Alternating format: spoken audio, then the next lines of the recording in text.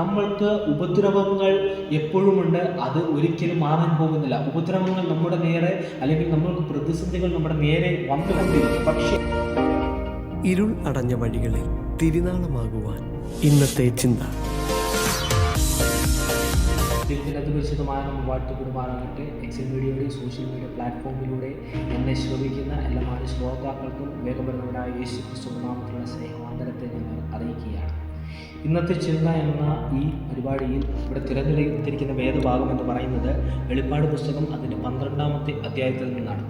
ഈ വെളിപ്പാട് പുസ്തകം എന്ന് പറയുമ്പോൾ തന്നെ നമ്മളുടെ മനസ്സിലൂടെ കടന്നു പോകുന്നത് യോഹന്നാനുണ്ടായ ചില ദർശനങ്ങളെക്കുറിച്ചും അതിൻ്റെ ഭാഗങ്ങളെക്കുറിച്ചെല്ലാം നമ്മുടെ മനസ്സിൽ കടന്നു പോകുന്നു.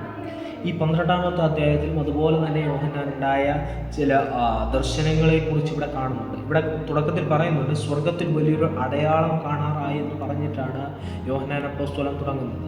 അതിന് ശേഷം ഇവിടെ ഒരു സ്ത്രീയെക്കുറിച്ചും അതുപോലെ തന്നെ ഒരു കുഞ്ഞിനെക്കുറിച്ചും സർപ്പത്തെക്കുറിച്ചെല്ലാം പറയുന്നുണ്ട്. ഇവിടെ സ്ത്രീ ആരാണെന്നുള്ള വിഷയത്തിൽ വേദപണ്ഡിതന്മാർക്കിടയിൽ പല ഭിന്നിപ്പുകളും ഉണ്ടാക്കിയ ഒരു വിഷയമാണത്. ഈ സ്ത്രീയെ പറ്റി പറയുമ്പോൾ അത് യേശുവിൻ്റെ അമ്മയായ മറിയയാണെന്ന് ഒരു കൂട്ടരും, അതുപോലെ തന്നെ ഇത് ഇസ്രായേൽ ജനമാണെന്ന് ഒരു കൂട്ടരും, അതല്ല ദൈവത്താൽ വിളിച്ചു വേർതിരിക്കപ്പെട്ട ദൈവത്തിൻ്റെ മക്കളാകുന്ന ജനമാണെന്ന് ഒരു കൂട്ടരും ഇവിടെ പറയുന്നുണ്ട്. ഇവിടെ നമ്മൾ തുറന്ന് കാണുമ്പോൾ ഒരു കുഞ്ഞിനെക്കുറിച്ചും കാണുന്നുണ്ട്. ആ കുഞ്ഞിനെക്കുറിച്ച് നമ്മൾ പഠിക്കുമ്പോൾ അത് യേശു ക്രിസ്തുവാണെന്ന് നമുക്ക് വളരെ വ്യക്തമാകുന്ന ഒരു സാഹചര്യമാണ്. കാരണം ഇവിടെ കുഞ്ഞുണ്ടായതിന് ശേഷം ദൈവത്താൽ സ്വർഗത്തിലേക്ക് ആ കുഞ്ഞ് എടുക്കപ്പെട്ടു എന്ന് കാണുന്നത്.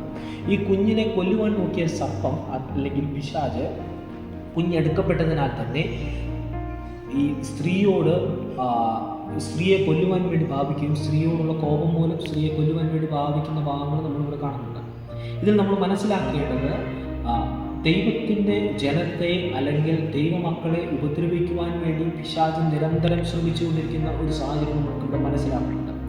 എന്നാൽ ഇതിൻ്റെ 7-ാമത്തെ വാക്യം നമ്മൾ വായിക്കുമ്പോൾ, പിന്നെ സ്വർഗത്തിൽ ഒരു യുദ്ധമുണ്ടായി, മിഖായേലും അവൻ്റെ ദൂതന്മാരും മഹാസർപ്പത്തോട് പടവെട്ടി, തൻ്റെ ദൂതന്മാരുമായി മഹാസർപ്പവും പടവെട്ടി, ജയിച്ചില്ല താൻ.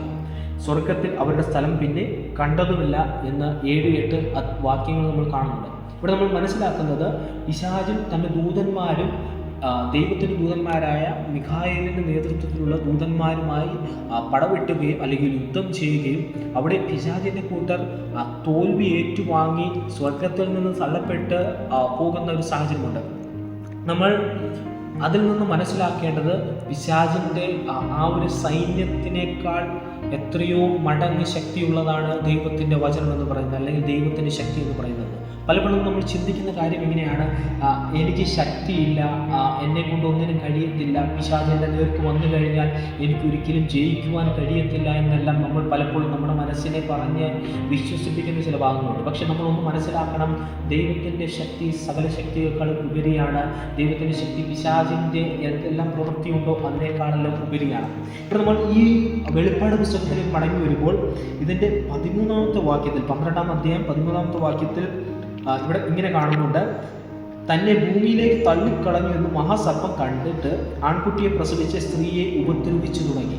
അതിനാൽ തന്നെ നമ്മൾ ഒന്ന് മനസ്സിലാക്കണം, ഈ സ്ത്രീയെ ഉപദ്രവിച്ചു തുടങ്ങി എന്ന് പറയുമ്പോൾ ദൈവത്തിൻ്റെ ജനത്തെ പിശാചും തൻ്റെ കൂട്ടരും ഉപദ്രവിച്ചു തുടങ്ങി എന്നാണ് നമ്മൾ മനസ്സിലാക്കേണ്ടത്. അതിനാൽ തന്നെ നമ്മൾക്ക് ഉപദ്രവങ്ങൾ എപ്പോഴുമുണ്ട്, അത് ഒരിക്കലും മാറാൻ പോകുന്നില്ല. ഉപദ്രവങ്ങൾ നമ്മുടെ നേരെ അല്ലെങ്കിൽ നമ്മൾക്ക് പ്രതിസന്ധികൾ നമ്മുടെ നേരെ വന്നുകൊണ്ടിരിക്കും. പക്ഷേ ഇവിടെ നമ്മൾ ഇതിൻ്റെ ഉള്ള ഭാഗങ്ങൾ വായിക്കുമ്പോൾ അല്ലെങ്കിൽ 14-ാമത്തെ വാക്യത്തിലേക്ക് കടന്നു വരുമ്പോൾ, അപ്പോൾ സ്ത്രീക്ക് മരുഭൂമിയിൽ തൻ്റെ സ്ഥലത്തേക്ക് പറന്നു പോകേണ്ടതിന് വലിയ കഴുകിൻ്റെ 2 ചിറക് ലഭിച്ചുവെന്ന്.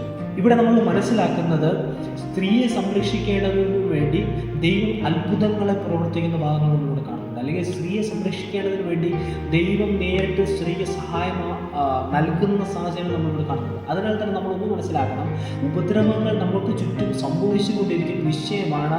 പ്രതിസന്ധികൾ നമ്മൾക്ക് വന്നുകൊണ്ടേയിരിക്കും, നമ്മൾക്ക് പ്രശ്നങ്ങൾ വന്നുകൊണ്ടേയിരിക്കും. പക്ഷേ അതിനേക്കാൾ ഉപരിയാണ് ദൈവത്തിൻ്റെ ശക്തി നമുക്ക് മേലുള്ളത്. അതിനേക്കാൾ ഉപരിയാണ് ദൈവം നമ്മളെ സഹായിക്കാൻ പോകുന്ന വിധങ്ങൾ. ഈ ദിവസങ്ങളിൽ പ്രശ്നങ്ങൾ വരുമ്പോൾ, പ്രതിസന്ധികൾ വരുമ്പോൾ, മുന്നിൽ ഒരു തടസ്സം കാണുമ്പോൾ അവിടെ മടുത്തു പോകുവാനല്ല, ദൈവത്തിൽ ആശ്രയിച്ചുകൊണ്ട് മുന്നോട്ട് പോകുവാനാണ് നമ്മൾ തയ്യാറാകേണ്ടത്. പിശാച് നമ്മളെ പല വിധത്തിൽ തളർത്താൻ കഴിഞ്ഞ നാളുകളിൽ ഇങ്ങനെയായിരുന്നു, ഇതിൻ്റെ പോലെ ആയിരുന്നല്ലോ എന്നെല്ലാം ചോദിച്ച് നമ്മളെ വീണ്ടും ഒന്ന് വഴിതിരിക്കാൻ ശ്രമിച്ചേക്കാം. പക്ഷേ അവിടെയെല്ലാം നമ്മൾ മനസ്സിലാക്കണം, ദൈവത്തിൻ്റെ ശക്തി പിശാചിൻ്റെ തന്ത്രങ്ങളെക്കാൾ വളരെ അധികം ഉപരിയാണ്. നമ്മൾ അവൻ്റെ ശക്തിയിൽ ആശ്രയിക്കുന്നുവെങ്കിൽ ഒരിക്കലും പിശാച് ജയിക്കുവാൻ പോകുന്നില്ല. അവിടെ യുദ്ധം വെട്ടി പിശാചും കൂട്ടനും തോറ്റതുപോലെ ഈ ഭൂമിയിലും നമ്മളോട് യുദ്ധം ചെയ്യുവാൻ വേണ്ടി പിശാച് കടന്നു വരുമ്പോൾ ദൈവത്തിൻ്റെ ശക്തിയിൽ നമ്മൾ ആശ്രയിക്കുന്നുവെങ്കിൽ, ദൈവത്തിൻ്റെ വചനത്തിൽ നമ്മൾ ആശ്രയിക്കുന്നുവെങ്കിൽ അവൻ്റെ ശക്തി നമ്മളെ സഹായിക്കും. അവൻ നമ്മളെ അനുദിനവും അവൻ്റെ ചിറകടിയിൽ സംരക്ഷിച്ചു. ഈ വചനങ്ങളാൽ ദൈവം നിങ്ങൾ ഓരോരുത്തരെയും ധാരാളമായി അനുഗ്രഹിക്കുമാറാകട്ടെ.